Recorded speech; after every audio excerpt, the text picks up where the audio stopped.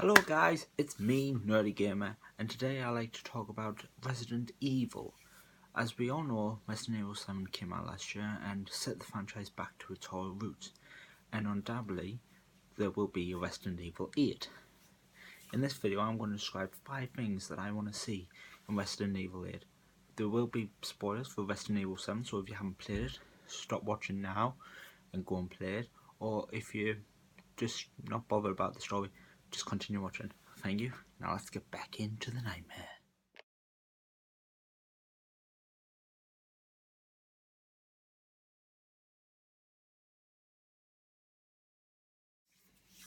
The connections.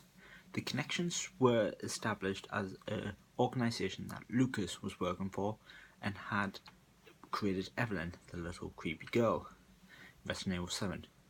Chris Redfield was also interested in them and was also on the hunt for them in his DLC, Not a Hero. But the questions are, who are the connections? What exactly are they? Are they, whereabouts are they? What do they want? Why did they create Evelyn? And so forth. This will obviously be a question that will be answered in future games, because it didn't seem like Capcom would just create them and then just sweep it under the brush. But let's see.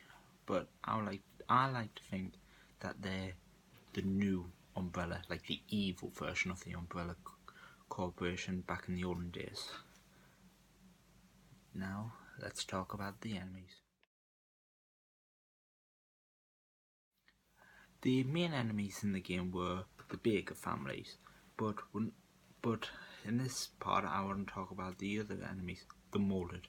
The Molded were creepy beings who were created by Evelyn from victims that the Baker families had kidnapped. But the problem with them was there wasn't very many variety types of them. You had the stretched arm ones, the four-legged ones, the fat ones, and in the Not a Hero DLC there was a white one which could only be taken down by vanwards. Which seems very weird because in the old Resident Evil games you had giant spiders, zombie dogs, lickers, nemesis, reapers, a giant snake, Lisa Trevor, and it just feels like kind of bit underdeveloped on what they could have done with the idea. Obviously I would like to see more enemies, but from the molded perspective, because truth be told those guys were scary. But mentioning about the Baker families, that takes me to the next point. The Baker families consisted of Jack, Lucas, Marguerite and Zoe, but Zoe was not like the others, and they were the scariest enemies ever in Resident Evil.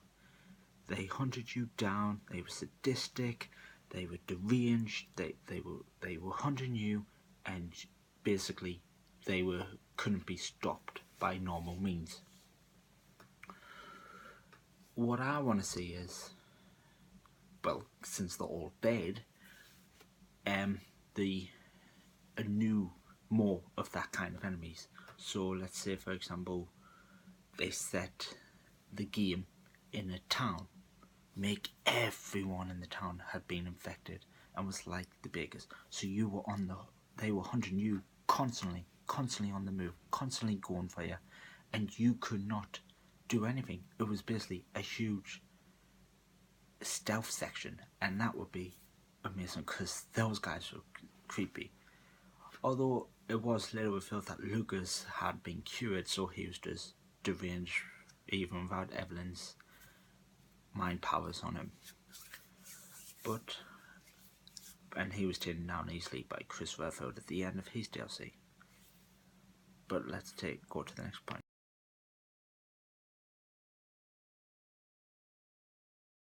I would like to see more characters, more of the original cast return to Resident Evil, because when Chris Redfield appears at the end of Resident Evil 7, it is established that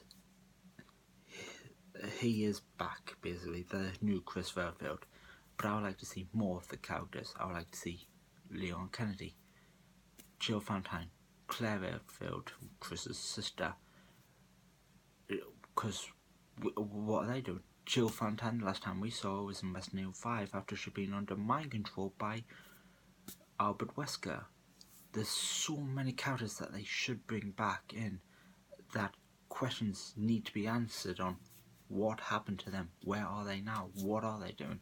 I mean, Leon Kennedy, last we saw him, he was the president's aide in Resident Evil 6, but had to kill the president after he was infected.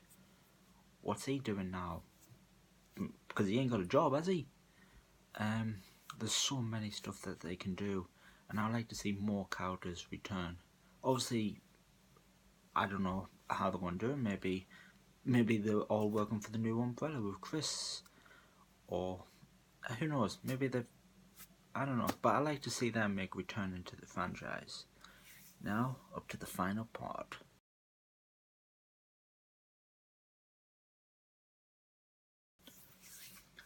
One thing about Resident Evil 7 that I felt very underdeveloped by was the story. But let me clarify.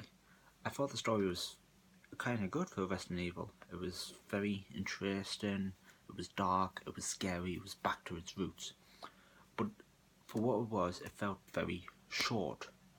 And granted, there was plenty of DLC released in the future, but I wanted a bigger game, like set it somewhere bigger. I mean, don't get me wrong, the plantation was terrifying place, but I want something bigger, like I said earlier, a town, like an island or something where it's huge and people are going to hunt you down. Because the Resident Evil 7 game took roughly 6 hours to complete, which is alright, but I just felt like it felt underdeveloped. And for me, the free DLC from Chris Redfield, the Not a Hero, felt like it had just been cut from the main game and had to be and was just added on later on. And I would like to see much more of a bigger story evolve. Okay, and that brings us, and that is my Resident Evil. Okay guys, that's the end of my Resident Evil. That's what I would like to see in the next Resident Evil 8. Maybe you've got your own suggestions, maybe you agree with me. Comment in the section below, and like the video if you like, and also subscribe to the channel and share it. Thank you, and I'll see you next time. And from Nerdy Gamer, it's bye bye.